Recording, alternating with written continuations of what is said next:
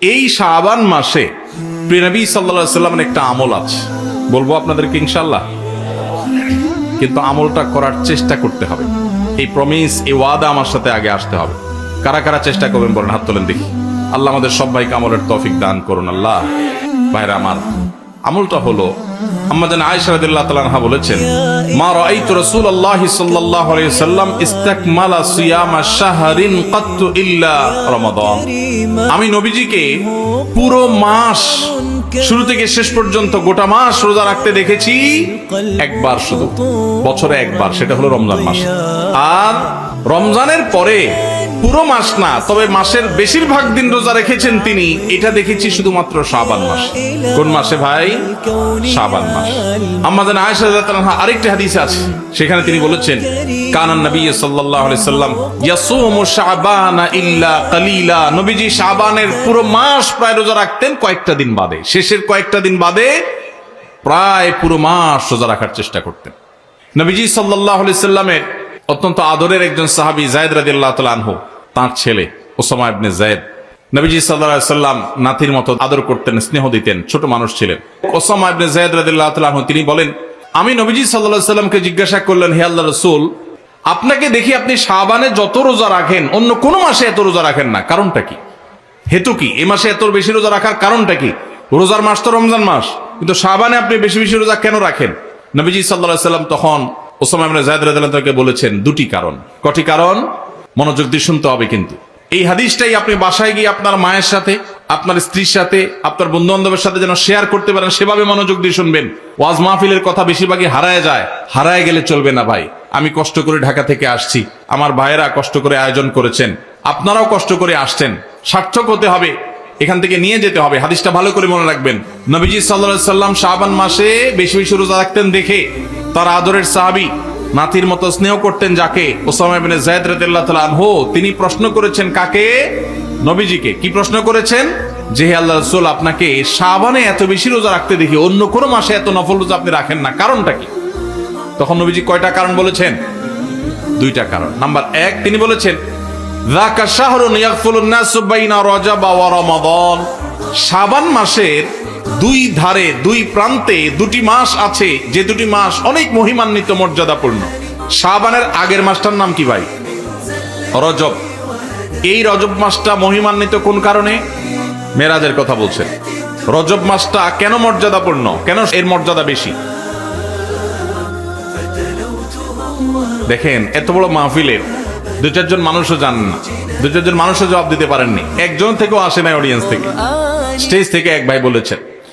দেখুন, রজব মাসের মর্যাদার কারণ হলো সম্মানিত 4টি মাস আছে। কোরআনে আল্লাহ তাআলা সূরা তাওবায় একাধিকবার এ সম্পর্কে আলোকপাত করেছেন। আল্লাহ বলেছেন, ইন্না ইদ্দাতাশ শুহুরি ইনদাল্লাহি 12 শাহরান ফি কিতাবিল্লাহি ওয়া খালাকাস সামাওয়াতি ওয়াল আরদ মিনহা আরবাআতুন হুরুম।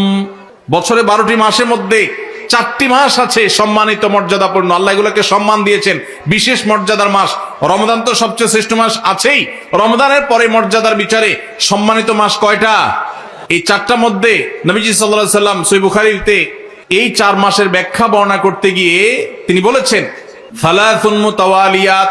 এই 4টার মধ্যে 3টা হলো ধারাবাহিক, জিলকদ, জিলহজ, মুহররম, আর চতুর্থ মাসটা হলো ওয়া রজব মুদর আল্লাযী বাইনা জুমাদা শাবান, এই যে রজব মাসটা। তাহলে রজব মাসটা সম্মানিত 4 মাসের একটা, সেজন্য এই মাসটা মূলত মহিমান্বিত। এই মাসে নবীজি সাল্লাল্লাহু আলাইহি সাল্লাম মেরাজ হয়েছে বলে অনেক ইতিহাসবিদগণ বলেছেন, আবার অন্য মাসে হওয়ার কথাও আছে, কিন্তু আসল তাৎপর্যের কারণ হলো রজব মাসটি হলো সম্মানিত 4 মাসের একটা। এটাও আমরা অনেকেই প্রথম শুনলাম জীবনে। যাই হোক, সে বিষয়ে কথা বলা আমার উদ্দেশ্য নয়। তো উদ্দেশ্য হলো যে ওসামা ইবনে যায়েদকে নবীজি বলেছেন যে শাবান মাসটার আগের মাসটা হলো রজব, যেটা সম্মানিত 4 মাসের একটা, মর্যাদাপূর্ণ মাস। আবার শাবানের পরের মাসটা কোনটা? রমজান, সেটা হলো বছরের সবচাইতে সেরা মাস। তো নবীজি বলেছেন, দুইটা মর্যাদাপূর্ণ মাসের মধ্যবর্তী শাবান মাসে মানুষ আমল ইবাদত না করে অবহেলায় বেশিরভাগ মানুষ কাটায়। বেশিরভাগ মানুষ অপেক্ষা থাকে রোজা কবে আসবে, তখন কোরআন তেলাওয়াত শুরু করব। রমজান কবে চাঁদ দেখা যাবে রমজানের, তখন নামাজ ধরবো। রমজান কবে শুরু হবে, তখন থেকে আমি তারাবি পড়া ধরবো, ভালো কাজ করা ধরবো। শাবান মাসে মানুষ রমজানের ক্ষণগণনা দিন গণনা করতে থাকে, অবসর থাকে, অলসতা করে, অবহেলা করে। নবীজি বলেছেন মানুষ যেহেতু অবহেলা করে, এই জন্য এই সময়টাতে আমি বেশি বেশি নফল রোজা রাখি, কারণ যেই সময়টাতে মানুষ অবহেলা করে ওই সময় ইবাদতের আলাদা গুরুত্ব তৈরি হয়। ভোর রাতের সময় সবাই ঘুমায় থাকে, এই জন্য তখন তাহাজ্জুদ পড়লে সওয়াব বেশি। হুজুরের সবাই সালাম দেয়, রিকশাওয়ালা বেচারারা কেউ সালাম দেয় না। আপনি যা রিকশাওয়ালাদেরকে আসসালামু আলাইকুম বললেন কেন? কারণ তারা অবহেলিত, তাদেরকে মানুষ সালাম দেয় না। তাহলে তাদেরকে সালাম দিলে, হুজুরের সালাম দিলে যে সওয়াব হতো তার চেয়ে সওয়াব বেশি হবে, কারণ অবহেলিত, এদেরকে কেউ সালাম দিচ্ছে না। একজন গরিব মানুষ, একজন অভাবী মানুষ, সিএনজি চালক, তার গাড়িতে উঠছেন। মুসলমান হলে তার আচরণ হবে উঠে বসেই আসসালামু আলাইকুম বলবে। চেষ্টা করা যাবে না ইনশাআল্লাহ? শাবান মাসে মানুষ অবহেলিত থাকে, সেজন্য এই মাসে আমলের গুরুত্ব বেশি। অতএব যেই কাজটা মানুষ অবহেলিত করে, গাড়িতে উঠার পর চালককে সালাম দিবেন আসসালামু আলাইকুম করে। যে মালিক গাড়িতে উঠে বসে চালককে সালাম দিতে পারেন, সেই মালিকের মধ্যে অহংকার নাই ইনশাআল্লাহ, তিনি বিনয়ী মানুষ। আল্লাহ আমাদের সব ভাইদেরকে বিনয়ী হওয়ার তৌফিক দান করুন। দ্বিতীয় কারণ তিনি বলেছেন কেন তিনি এই মাসে বেশি রোজা রাখেন, ওই যে ওসামা ইবনে যায়েদ রাদিয়াল্লাহু আনহুকে দুইটা কারণ বলেছেন। এর মধ্যে একটা হলো শাবান মাসটাতে মানুষ আমল ইবাদত একটু কম করে, কারণ রমজান আসবে আসবে বলে অপেক্ষা করে, সেজন্য তিনি এই মাসে বেশি বেশি আমল করেন, কারণ অবহেলার টাইমের আমলের গুরুত্ব একটু বেশি। দ্বিতীয় কারণ হলো তিনি বলেছেন ওয়া হুয়া শাহরুন তুরফাউ ফীহিল আমালু ইলা রাব্বিল আলামিন, শাবান মাসে বান্দার আমলনামা আল্লাহর কাছে উপস্থাপন করা হয়, ফেরেশতারা রিপোর্ট জমা দেয়। ফাউহিব্বু আন ইউরফা আমালি ওয়া আনা সাইম, নবীজি বলেছেন আমি চাই আমার আমলনামা যখন ফেরেশতাদের কাছে পেশ করা হবে তখন আমি যেন রোজাদার থাকি। কারণ আপনি কোথাও চাকরি করেন, সিরিয়াস ডিউটি করেন, একবারও আপনার বস আসে না, একটু মোবাইলটা মাত্র হাতে নিছেন ফেসবুকটা টিপার জন্য, আর তাকায় দেখেন পিছের দিকে বস এসে দাঁড়াবে, মেজাজটা কেমন লাগবে বলেন? খারাপ লাগবে না? আর আপনি অন্য সময় যাই করেন না করেন খুব সিরিয়াস মুডে কাজ করতেছেন, পিছনে তাকায় দেখেন মালিক এসে দাঁড়াবে, কলেজেটা শান্তি হয়ে যাবে না? যাক মাশাআল্লাহ, এই বেচারা এসে আমরা যখন কাজে দেখবে বলবে বাবা খুব ভালো মানুষ, তো বেতন বাড়বে, তাই না? নবীজি সাল্লাল্লাহু আলাইহি সাল্লাম বলছেন যে আমি শাবান মাসে বেশি বেশি নফল রোজা এই জন্য রাখি, ফেরেশতারা আমার সারা বছরের আমলনামা আল্লাহর কাছে রিপোর্ট জমা দেন, সারা বছর কি করেছি না করেছি তার সব হিসাব জমা দেন। আল্লাহ যখন আমার হিসাবের প্রতি মনোনিবেশ করেন, ওই অবস্থা যদি আল্লাহ সুবহানাহু ওয়া তাআলা তিনি দেখতে পান যে তার বান্দা আমি রোজা আছি, তাহলে আল্লাহ একটু অনুগ্রহ করবেন। এই জন্য আমি এই মাসে রোজা রাখি। তাহলে নবীজি সাল্লাল্লাহু আলাইহি সাল্লাম শাবান মাসে রোজা দুইটা কারণ পাওয়া গেল। এক তো হলো গাফলতির সময় সেজন্য তিনি রোজা রাখতেন, দ্বিতীয়ত হলো এই মাসে বান্দার আমলনামা পেশ হয় সেজন্য তিনি রোজা রাখতেন। এই দুই কারণ আমাদের বেলায়ও আছে না নাই? তাহলে আমাদের রোজা রাখা উচিত না উচিত না?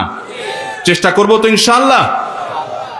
ভাইরা আমার, একটা প্রশ্ন আপনাদের মনে হইতে পারে, সেটা হলো আমরা তো শুনছি মানুষের আমলনামা সকালে বিকালে আল্লাহর কাছে জমা হয়, ফেরেশতারা জমা করে, আবার এখন শুনলাম শাবান মাসে জমা হয়, তাহলে দুই রকম হলো যে?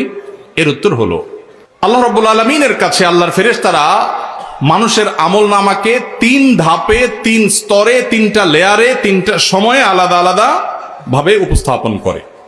একটা হলো প্রাত্যহিক রিপোর্ট, প্রাত্যহিক আমলনামা, ডেইলি, প্রতিদিনের আমলনামা সকাল এবং সন্ধ্যায়। সারা রাত আপনি কি করেছেন? ওয়াজ শুনেছেন না গান শুনেছেন? ভালো কাজ করেছেন না মন্দ কাজ করেছেন? সারা রাতে কি করেছেন? প্রত্যেকটা মানুষের হিসাব আল্লাহ রাব্বুল আলামিনের কাছে প্রত্যেকটা ভোরে ওই রাতের ডিউটি থাকা ফেরেশতারা জমা দেন। আবার সারাদিন আমরা যা করি না করি সন্ধ্যায় সারাদিনের ডিউটিতে রত ফেরেশতারা আল্লাহর কাছে জমা দেন। তাহলে বান্দার আমলনামা, বান্দার রিপোর্ট জমা দেওয়া হয় একটা হলো প্রাত্যহিক, প্রতিদিন। সেটা কখন? সকাল এবং সন্ধ্যা। বান্দার আমলনামা জমা দেওয়া হয় আরেকটা লেয়ারে, সেটা হলো প্রত্যেক সপ্তাহে 2 দিন, সোমবার এবং বৃহস্পতিবার। নবীজি সাল্লাল্লাহু আলাইহি ওয়াসাল্লাম যেন সোমবার বৃহস্পতিবার রোজা রাখতেন, কারণ সোমবার এবং বৃহস্পতিবার বান্দার আমলনামা ফেরেশতারা আল্লাহর কাছে পেশ করেন। তাহলে একটা হলো ডেইলি আমলনামা পেশ, সেটা সকাল সন্ধ্যা। একটা হলো সাপ্তাহিক আমলনামা পেশ, সেটা হলো সোম বৃহস্পতি। আর একটা হলো বার্ষিক রিপোর্ট পেশ, সেটা কখন? শাবান মাস। বিভিন্ন অফিসে যারা চাকরি করেন মাসের হিসাব দেওয়া লাগে একরকম, ডেইলির হিসাব দেওয়া লাগে আরেক রকম, বার্ষিক রিপোর্ট দেওয়া লাগে আরেক রকম, আছে না নাই?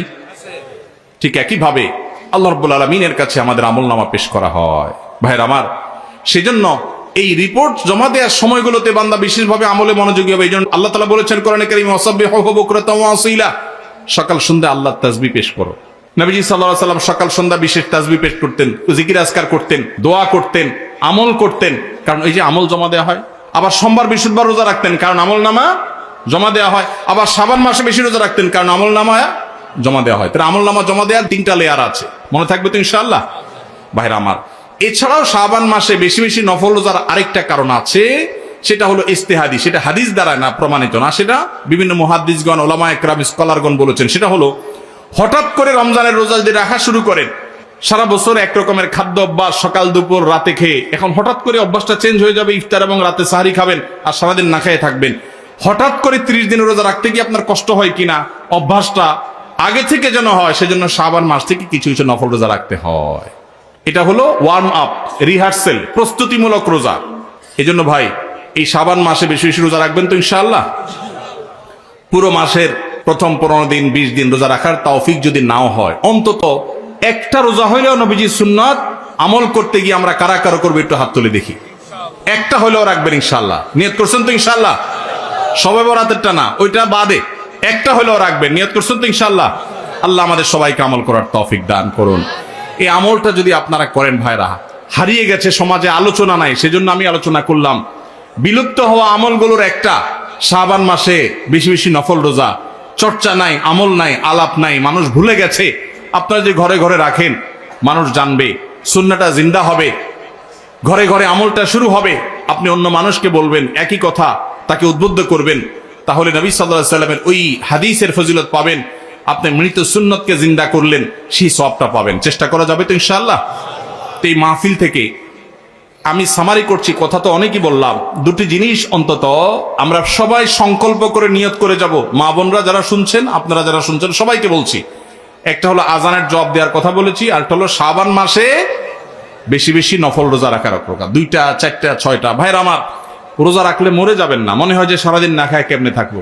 যারা নিয়মিত নফল রোজা রাখেন তারা জান পানির মতো সোজা, কোনো ব্যাপার না, আল্লাহর রহমত। একটু চেষ্টা করলেই হয়, একটু হিম্মত করলেই হয়। চেষ্টা করা যাবে তো ইনশাআল্লাহ, নিয়ত করা যাবে তো ইনশাআল্লাহ। আল্লাহ আমাদের সবাইকে আমলের তৌফিক দান করুন।